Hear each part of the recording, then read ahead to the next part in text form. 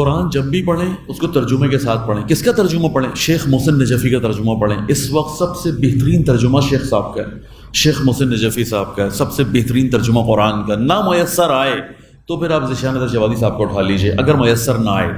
وَإِلَّا سب سے بہتر ترجمہ اس وقت شیخ محسن نجفی صاحب کا ہے, اور اس لیے بھی بہت اچھا ہے کہ وہ رینیو ہوتا ہے.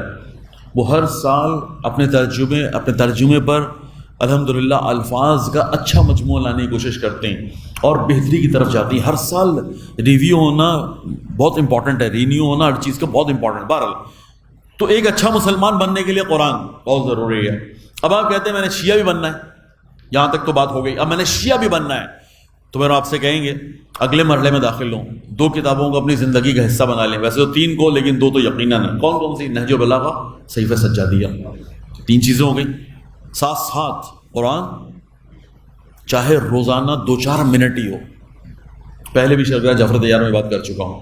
نہج البلاغہ چاہے روزانہ 2-3 منٹ ہی ہو, صحیفہ سجادیہ چاہے 2-3 منٹ ہی ہو. میں کہہ رہا ہوں آپ سے, آپ یہ مت سمجھیں, یہ نہ سوچیں کل سے میں ارادہ کر رہا ہوں کہ میں ایک سپارہ پڑھا کروں گا, میں کل سے ارادہ کر رہا ہوں پورا خطبہ پڑھا کروں گا, بس کل سے پوری کوئی نہ کوئی صحیفہ سجادیہ کی دعا پڑھوں گا. میں آپ سے نہیں کہہ رہا ہوں, میں آپ سے کہہ رہا ہوں کہ آپ کے جہاں سوتے ہیں وہاں پر کہیں یہ 3 کتابیں رکھی ہوئی ہوں, اور جیسے موبائل دیکھ کے آخر میں نیند آتی ہے نا, ایسی ہو سکے تو وہ کتاب تھوڑا سا صرف 2 منٹ قرآن کو 1-2 ترجمے بس, قرآن کوئی بھی آیت بند کر دیں. نہج البلاغہ 2-3 منٹ بس, صحیفہ سجادیہ 2-3 منٹ بس.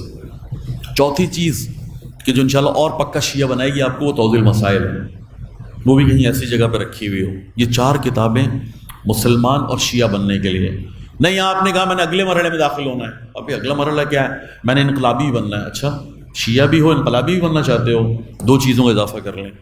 نوجوانوں 2 چیزوں کا اضافہ کر لیں. اتنی کتابیں پڑھتے ہیں پوری زندگی, کتنا کورس, کتنی کتابیں روزانہ سے 1 سال میں کتنی کتابیں پڑھتے ہیں آپ لوگ؟ پڑھنی پڑتی ہیں, پڑھنے کی آپ کو عادت ہے الحمدللہ, پڑھنے کا شوق موجود ہے, لیکن 2 چیزوں کا اضافہ کر لیں. اب انقلابی بننا ہے نا, مسلمان اور شیعہ تو آپ ہو گئے, قرآن, نہج البلاغہ, صحیفہ سجادیہ, توضیح مسائل.